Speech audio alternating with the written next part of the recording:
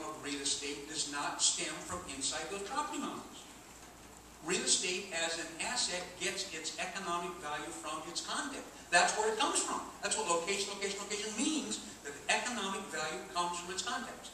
And I travel all the time, and every week I'm in some town, we'll drive through a great Victorian neighborhood and say, you see that great Victorian house over there?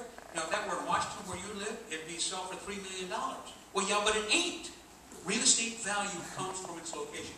And the role of land use in general, but historic districts in particular, is to protect the context of the location that creates that economic value.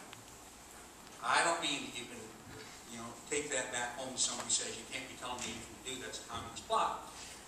But in fact, land use regulations in general and historic preservation in particular is not a communist plot. In fact, it's a capitalist strategy to optimize the value of real estate. Time after time after time, the positive impact of local historic districts on property.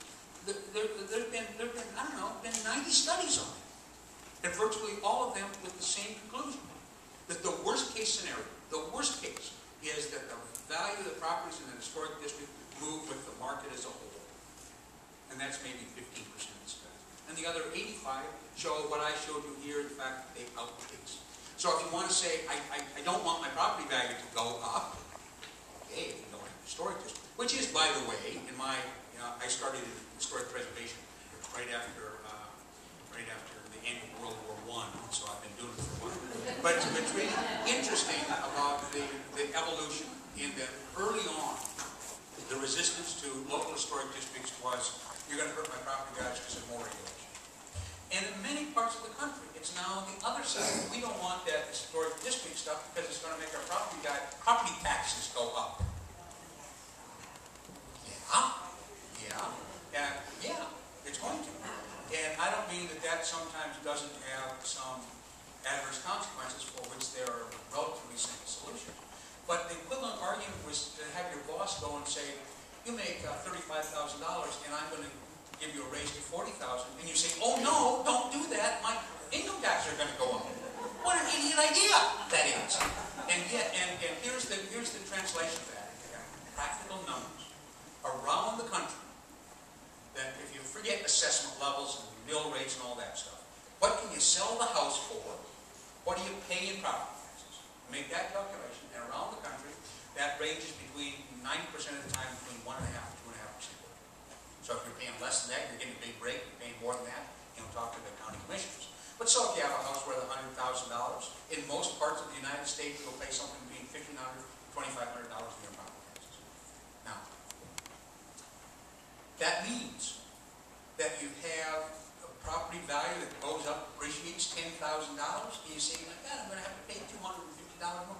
It will take you 40 years to pay enough more in property taxes to make up for the increase in wealth you have because of the increase in value. It's the most kind of silly-ass argument in the world. I don't want to have more wealth because I'm going to have to pay more property taxes. Silly. It's just happening. Don't mean nobody makes it. Now, having said all that, because I don't want to be glib about it, is that has an adverse consequence on people with fixed incomes. It does. If I'm trying to live on $650 a month Social Security, having my property taxes go up $50 a month is a big strain, but is a cash flow problem, not a wealth problem. In fact, you have decidedly more wealth, and so we need to be more creative in that response and say, look, we don't want to run you out of your house because of the property taxes, so here's what we'll do. We'll let them accrue.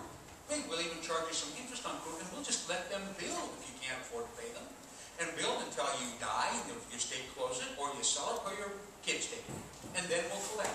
And cities can afford to do that. They can say, it's just a public policy, we don't want property tax increases to run people out of their houses. But there's no reason, there's wealth there. It's not that we should just, you don't have to pay them. No, you have to pay them, but you don't have to pay them now. So that translates the issue of a cash flow problem against a wealth, increase as a way to, so it's a result of that problem. It's not. I couldn't rant on that one. I've never ranted about it.